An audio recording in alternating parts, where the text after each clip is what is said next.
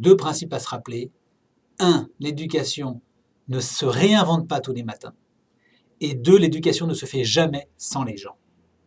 Il n'y a pas et il ne peut pas y avoir en éducation de vérité qui surgisse du néant, comme ça, du jour au lendemain. Ça n'est pas possible. L'éducation, c'est l'humain, et donc, pour ce qui regarde les principes, tout existe depuis toujours. On ne peut pas inventer un nouveau principe en éducation. Nous sommes avec l'être humain, nous ne sommes pas avec un objet. Donc tout ce qui est vrai aujourd'hui était déjà vrai il y a 100 000 ans. On ne peut pas inventer une nouvelle théorie, comme la théorie du genre, par exemple. Non, c'est pas possible. Ça ne marche pas comme ça. L'être humain, il porte un principe d'éternité. Donc les principes sont inamovibles. En revanche, ce qui peut changer, c'est d'une part notre regard sur ces principes, c'est-à-dire notre compréhension de ce qu'est l'homme, ça peut évoluer, et ça évolue. Et deuxièmement, ce sont les méthodes qu'on peut en tirer. D'accord ? Mais la théorie du gender, c'est un nouveau regard sur l'être humain qui modifie substantiellement le principe. C'est-à-dire qui dit, vos principes jusqu'ici n'étaient pas bons. C'était des stéréotypes.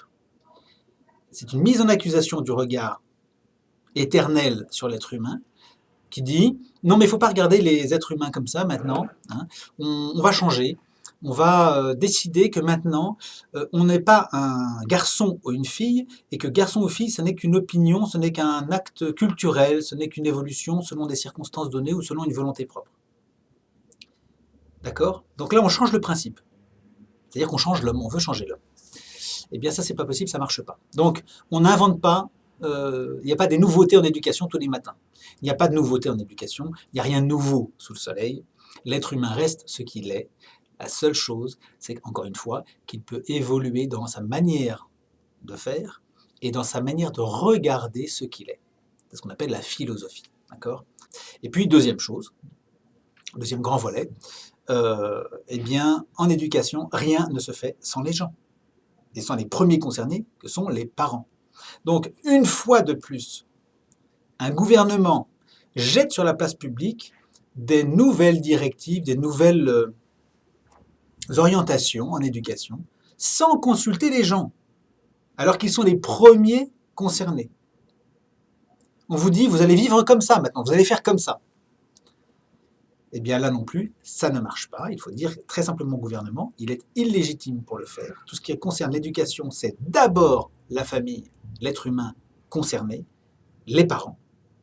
C'est d'abord à eux qu'on en réfère, c'est à eux qu'on s'adresse, on leur demande si c'est possible ou s'ils pensent que, si c'est valide à leurs yeux, et eux, ils légitiment par retour.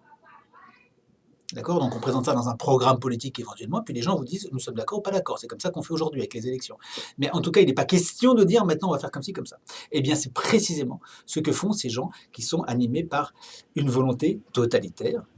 Je l'ai déjà dit par ailleurs, c'est une volonté totalitaire qui leur a inspiré par ailleurs, c'est pas eux qui ont inventé ça, et qui impose une nouvelle théorie en disant nous allons faire comme ça, et c'est comme ça qu'on va expliquer à vos enfants ceci et cela. Deux principes à se rappeler. Un, l'éducation ne se réinvente pas tous les matins. Et deux, l'éducation ne se fait jamais sans les gens.